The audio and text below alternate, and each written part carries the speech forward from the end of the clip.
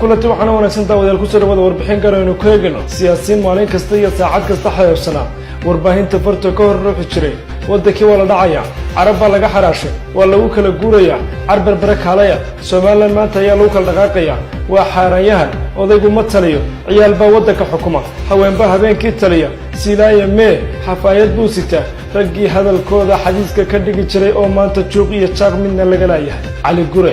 buuggii cayda madaxtooyada iyo xukuumadda Axmed Silaanyo loogu faygalay hadiyo habeen warbaahinta ayuu ka hor xadiisi jiray iminkase ubaxyada jannada ka baxa ayuu daliishadaa shalayna waa la kala guuraya iyo carbarbare kaalaya ayuu xaalkiisu ahaa ila midacso isagoo caydan Silaanyo iyo xukuumaddii waqtigaasi xadiisaya waxaan u ahaa dhibaatooyinka qaranka inaan xadhig iyo xabadi xal u noqon masiibada Soomaaliland ku habsatayna waxa koow ka ah xukuumad aan xal kale ba aqoon xalka qura ee ay taqaanaana uu yahay xadhig iyo xabad bal halka ay geeyeen baynu taana eegi doonaa sharci wadanka lagu dhaqo waxa ugu dambeeyay dhaartii dastuuriga ahayd ee Axmed Silaanyo ku noqday madaxweynaha ee loo dhaariyay xilka halka laga bilaabo talaabadii koobaad waxay ahayd 70 shaqaale oo dhiijiyadii iyo isugu jira in xilka laga tuuro jaraa'idka lagu soo qoro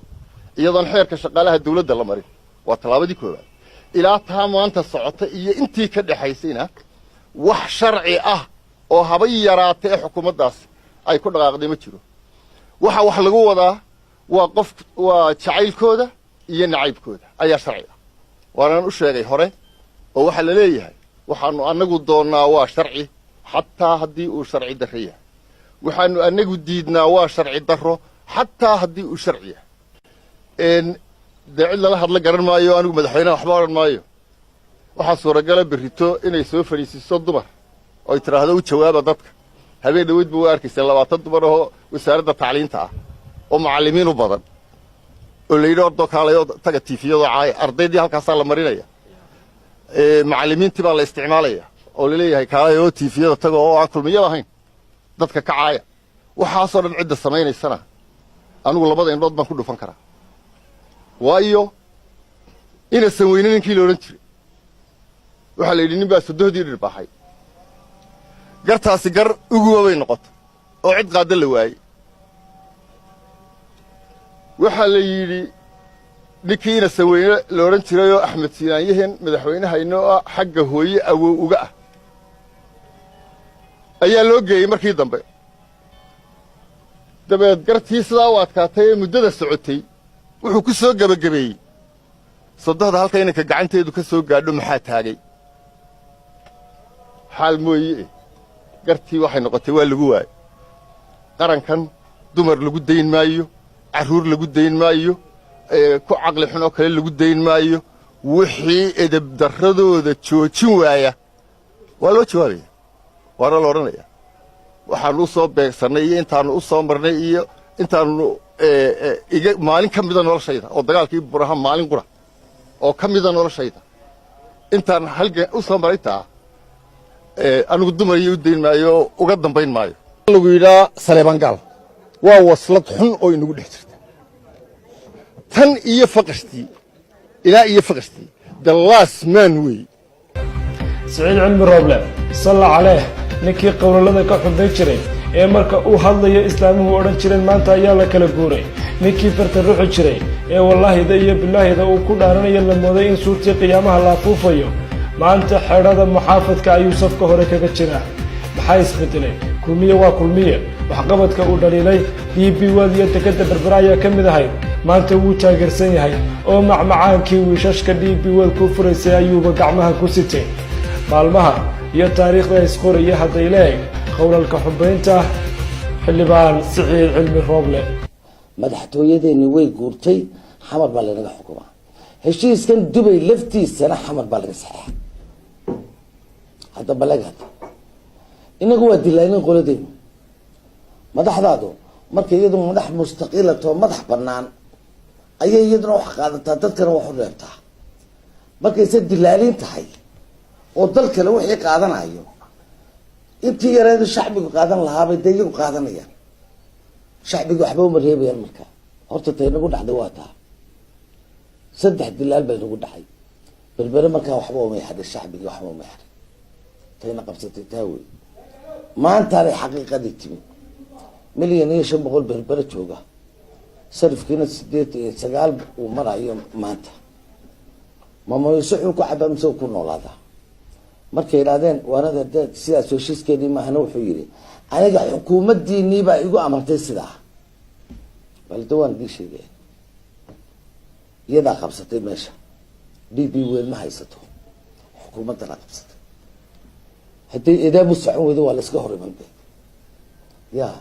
haddii idaab u socon weydo ay haday dadka istiraado ku tumo wallahi baana ku tuman karin billahi ta'ala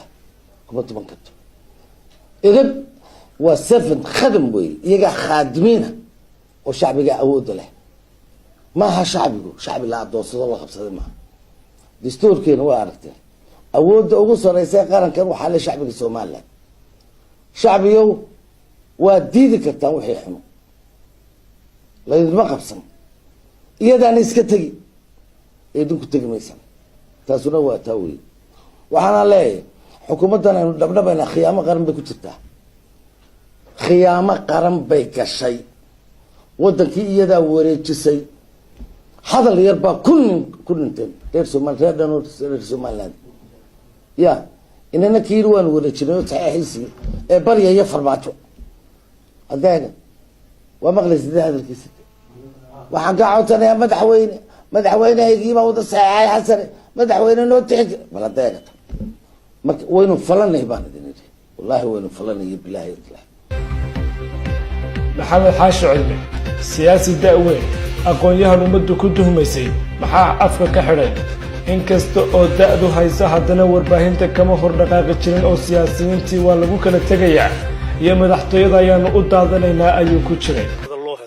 kolkaa waxa weeyaan Somaliland waa lagu soo tabay dad badan baa u dhintay dadaal badan baa la soo galay maanta tii inan yari intuu tago meelaha soo warwareego Abu Dhabi iyo meelaha soo warwareego oo dabeetana odayaashii isagoo ka wada powerful noqdo oo isagoo ka sarreeyo oo dabeetana wixii uu doonayo uu marsado ma aha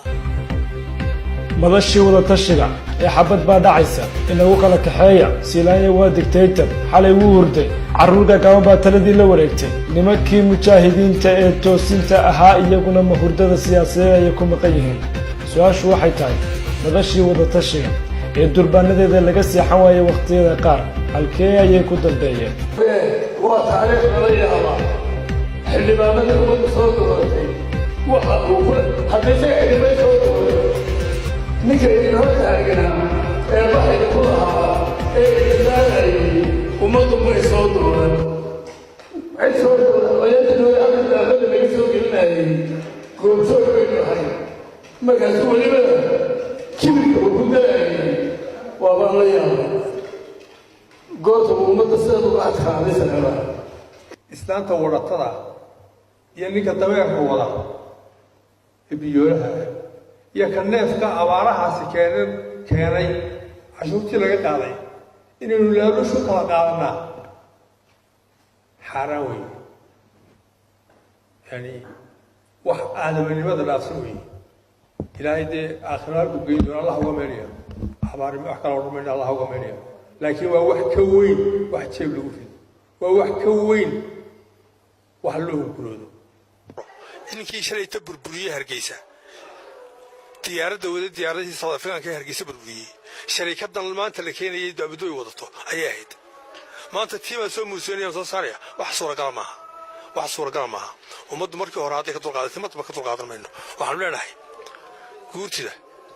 in badan baa ummaddu idin eegtay badan baa masiirka ummadda farafareynaysa maanta haddaad taabataan waxaan noqonaysaa ayaan daro axmed waa kii ka cararay run baan idiin sheegayaa 31 May 27 wuxuu ka baxsaday halgankii SNM London buu cararay maalintii la soo galayay waa maanta xataa ay dawladda Itoobiya nala joogtay ay yaabtay tidhi wallahi anigu maanta inaan baxsadeen haddaan halganka dan kale yahay hore uma idin maqal inama yarar baa haydeen war xabadaad ka carartay bad wali ku hordaysaa maanta tii aad ka carartay adiga inamadan yaryaraan waxba ogeyni tii aad ka baxsatay ummaddii aad ka dhuumatay ummaddii aad habeenka madow waa xasan guure iyo raggii uu kaga baxsayey jigjiga boobaa ka mid ah hadraawi waa ka mid ah jaamac saalax baa ka mid ah raggaad ka sii xasuusto wallaahi wabilaahi watallahi uu ka baxsaday car hadday kaa dhab tahay telefishinkaa kaalay labadeenna ka doodayne waxaan idin tusayaa ummadii ahayd fulayaasu wixii uu ka baxsaday ee uu ka cararay inuu maanta rabo inuu dad wareeha ku duleeyo walle inaanay beentaa weeye inaanay soconayn axmedow oo aanad ku faa'iidayn oo aad ka ugu cabaad badan adigu noqonayso waynu isgaranaynaa waxaan leeyahay war ka bax maalmihii la xusi lahaa ee dadka xoreeyey ayaa adna xabad guryaha ugula dhacaysa war maalintii loo baahnaa maad ula soo dhacday xabadda maalintii lagaaga baahnaa xiniyaha iyo raganimada ah inta dad masaakiina gurigooda iyo carruur 9 jira iyo 6 jira ugu dhacayso gurigoodii maalin bay inooga baahnayd maanta maalintii wax la dhisi lahaa ee waddankan la hagaajin lahaa ee dadkan loo caqli celin lahaa ee ubadkan yaryaree soo koraya mustaqbalaynu samayn lahayn weeyaan maanta anigu waxaan leeyahay war waadigii ka carray tii run tahay beenta ka daa dadkan xabaddan way ka soo bixi guriga qori nimaan haysani ma jiro qorigaa bannaanka ha u soo saaran war markhaati ka ahaada dhammaan xubnaha siyaasadeed ee aan soo tiriyey waxay ahaayeen kuwii caydoodu buuxisay buugga siyaasadda wadaadadii xataa saxaafadda siiyey siilaanya london ayuu ku geeriyooday waa sakaraad ma taliyo aamina welis ayaa isku shaandhaynta samaysan berbere waa lanaga dhacay maantana sacabka iyo mashxaradooda muxaafadeed ayaa laga fadhiilayaa db wel berbera iyo saldhigga cid hadalka keenaysa weli maaragteen waa xaalka siyaasadda iyo qabyaaladda ee maanta iyo somalilan